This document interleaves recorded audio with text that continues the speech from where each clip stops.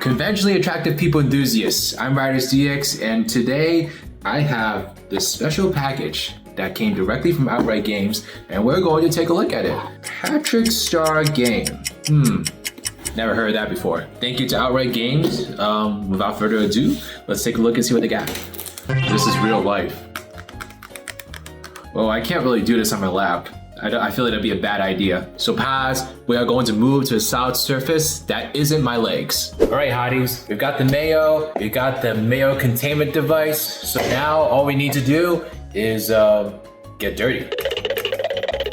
Now Shake It Off by Taylor Swift. Oh, okay. You know, where's my assistant? This is what assistants are for.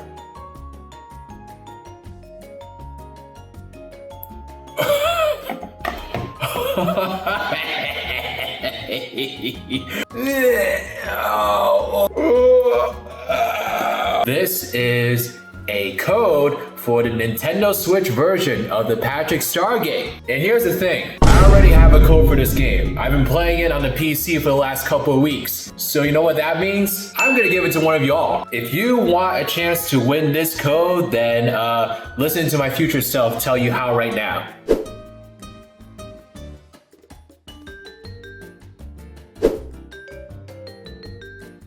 When you get an intriguing little contestant like the Patrick Star game thrown into your game show, it's hard not to have some preconceived expectations for their performance just based on the previous contestants that have come and gone. I would say the origin of said expectations arose from the announcement and release of Battle for Bikini Bottom Rehydrated. While it may not have been a critically acclaimed or even one of the best remakes we've seen in recent history, its pure existence nonetheless showed a level of awareness Nickelodeon had in terms of what its most die-hard Spongebob video game fans wanted. It also wasn't a complete train wreck and actually turned out pretty well given the circumstances it was developed in, i.e. during COVID in less than a year. A direct follow-up then came to Rehydrated called Cosmic Shake that took everything Rehydrated built and gave us a brand new, fully original 3D platformer starring Spongebob. And this game offered longtime fans that long-awaited spiritual successor to a cult classic platformer. While not something that truly reinvented the wheel, it gave longtime Spongebob fans much of what they've been asking for years, and was thus another sign of an upward trend in SpongeBob games. But perhaps the least likely pieces of evidence to sprout up in recent years is the rise of the Nickelodeon All-Star Brawl games. First of all, it came from Game Mill Entertainment, a company very similar to one subject of today's autopsy. But second of all, it ended up attracting a serious and competitive platform fighting audience, and thus its marketing shifted towards catering to that rather than the typical audience Game Mill would cater towards. And that is the connective tissue amongst all these games. Kids are always going to be the audience of any SpongeBob product that comes out, including the video games. But what these games in particular do is not only target children, but also target the nostalgia and general interests of older gamers. Thus, these are games that truly set out to break the stereotypes of a kid's game and deliver an experience that's fulfilling and appealing to a broader audience. So that takes us to the Patrick Star game, which is a game that did gain a lot of interest due to these previous titles. But is it deserving of said interest? When we got that initial review trailer during the Nintendo Direct, I would say there was a lot to be excited about purely from a potential viewpoint. The game looks eerily similar to Rehydrated and Cosmic Shake, so there was a lot of questions on whether this game was built on top of those titles, because this would mean that a huge brunt of the work is already done in terms of putting together a playable and stable engine. And then it was revealed that this was a sandbox open world game, which if you're a true fan of this channel, you would know I made a video about potential ideas I love to see for SpongeBob games, and an open world game was my top choice. I mean, think about the potential of being able to just frolic through the town of Bikini Bottom and live out multiple of your favorite episodes through a somewhat controlled video gaming experience. It would be a pretty intriguing experience, and this game was offering exactly that. Playing with Gary in the park, flying in the sky with Sandy, going to art school with Squidward. I mean, this was the most normal feeling SpongeBob game we've ever seen, and I was into it. And like I said, given the previous games we were seeing come out, I can't lie, I was excited to see how this turned out. However, we would be remiss to ignore the red flags that also arose. One, the publisher. This is a title from Outright Games, and for those of you who are unfamiliar, Outright Games is basically Game Mill Entertainment in a wig. They are primarily known for releasing tons of licensed games that are very specifically targeted towards kids, and I mean aggressively. I have to be careful with my sailor mouth here, it's that serious. And while they aren't particularly known for dishing out stellar A+ titles, that's just reality of it. The second thing is this game was announced in August, it was coming out a mere 2 months later. That just doesn't strike a lot of confidence in you. It's giving, we made this in a few months and we're shelling it out in time for the holiday season for a quick buck. But nonetheless, the 2 months passed by and the Patrick Star game sat in my inbox. Again, huge thanks to Outright Games for providing me with a code, so without further ado, let's experience the life of an unemployed bum. The Patrick Star game is sort of the most ordinary SpongeBob game I think has ever existed, if that makes sense. I'm used to games from this franchise where SpongeBob is doing things such as battling a robot invasion, traversing the dangerous waters towards Shell City, containing a magical catastrophe that's misplaced all of his friends. I mean, SpongeBob has adventures in these games. But the Patrick Star game literally starts you off in Patrick's dream, followed by him waking up and, well, being free to do whatever the stuff he wants. For some reason, the game highlights Gary at the very beginning as if he was Patrick's best friend, which was true in a certain episode, I guess. But you don't even have to go to Gary first. Bikini Bottom is literally your oyster and Patrick is free to do whatever he pleases. Littered throughout the sandbox are plenty of iconic SpongeBob characters, each with their own tasks that Patrick can partake in. SpongeBob, for instance, can be found at Jellyfish Fields, where you're tasked with collecting King Jellyfish's children. He can also be seen at Glove World, where he's prepared a little collectathon for Patrick, or throughout the town where Patrick can shoot coconuts to rack up points. Squidward is very visible as well. He has multiple missions where he wishes to sunbathe in the most random location, and it's up to Patrick to literally be the ultimate bouncer and kick everyone out of said area. There's one mission where you get to use a boulder to clear people out, and I very much appreciated this. You also can upstage Squidward at the university by competing with him in various art activities to win an enrollment in the art curriculum. And let's just say that I am an artiste, and Squidward belongs in the trash. I think my favorite set of activities though has to be the ones from Mrs. Puff. The one heavily marketed was her Rage Room, where you're able to take whatever is available and the goal is to smash as much rap as you can under a time limit.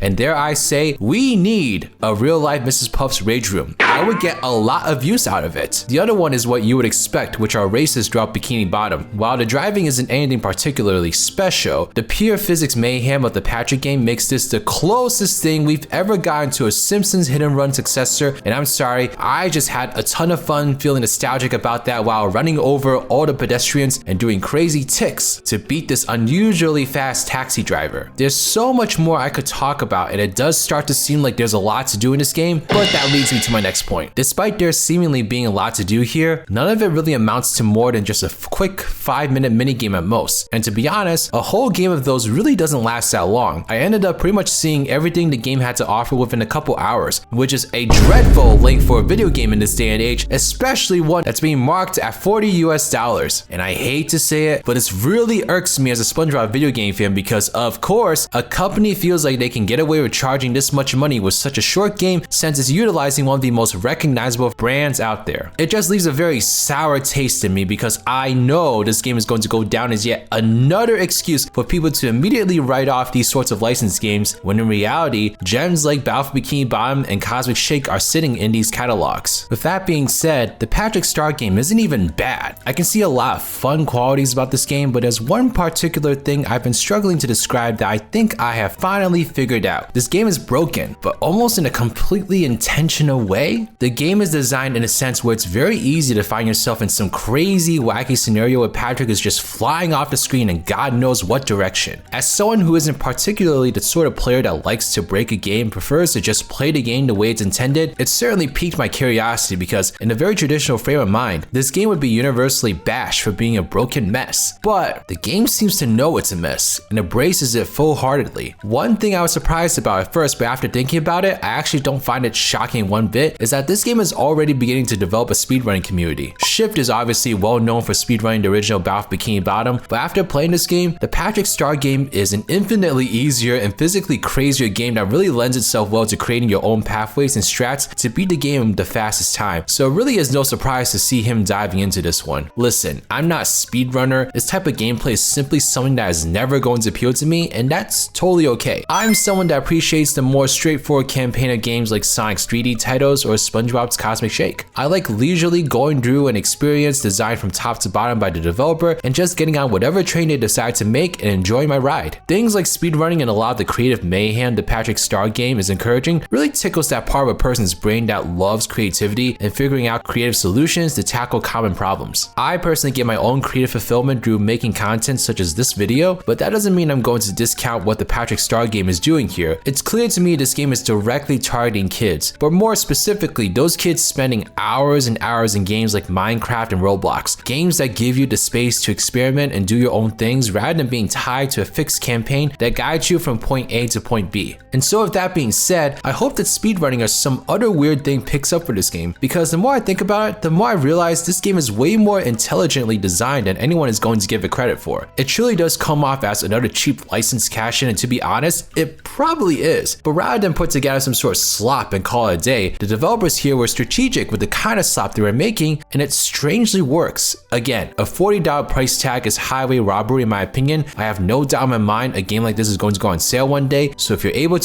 wait on this game a little bit and nab it at a discount. The Patrick Star game really challenged the way I think about video games. I had to stop thinking about this as a game in the sense that I'm used to and start thinking about it in a way that perhaps it's not really a video game, but more so a playground to let one express their creativity in many unconventional ways. And perhaps that's just a new kind of video game I need to become more exposed to. In fact, this game is actually one of the most awesome interpretations I've ever seen when it comes to Patrick Star. It makes so much sense now that you wouldn't make some stoic fixed campaign for a character like Patrick who has absolutely no sense of structure in his life at all. Patrick literally sleeps under a rock. He wakes up every day with no clue as to what's going to happen that day and no ultimate goal in mind. And from that perspective, this game captures that sense of freedom and lackadaisical living in the most accurate way possible. Does it make for the best game they could possibly make? Well, in my opinion, no, but it makes for a true to the core Patrick Star game. And you know what? I'm going to just enjoy that we got something a little different here that's going to make a certain subset of gamers very happy. I'm personally going to put this to the side and await the next big Spongebob game that will be made for me, aka whatever the successor to Cosmic Shake ends up looking like. But if you're a fan of Patrick Star and a game similar to the likes of Goat Simulator sounds like a fun to you, well, this is going to satiate the appetite. Oh, you're still here.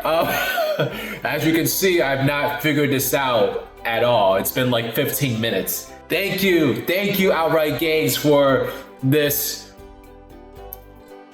amazing situation you put me in. Thank you all so much for watching. Let me know your thoughts on the Patrick Star game in the comment section below, and subscribe to my channel to give me good luck to get out of this situation. But yeah, this is Riders riding out. I can't cover the screen because yeah, so adios.